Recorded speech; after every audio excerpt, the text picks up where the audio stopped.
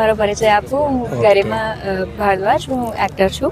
અને I think I bin coming દરેક વર્ષે જીફા અટેન્ડ કરેલું છે મોટા ભાગે, પણ આ વખતે ખાસ એટલે આવવાનું કારણ કે મારી એક મિત્ર છે જાહ્નવી ચૌહાણ, એનું આજે પરફોર્મન્સ હતું જે જોવા હું આવી.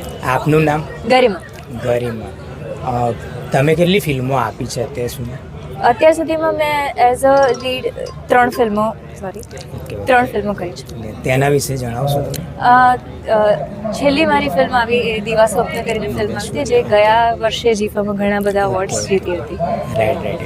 અને આવનારા સમયમાં કોઈ પ્રોજેક્ટો ખરા તમારા? ઘણા બધા છે જે કર્યા છે અને હવે જોઈશું આ વર્ષે રિલીઝ થશે. ઓકે. તો અમારા દર્શકોને શું કહેવા માંગશો?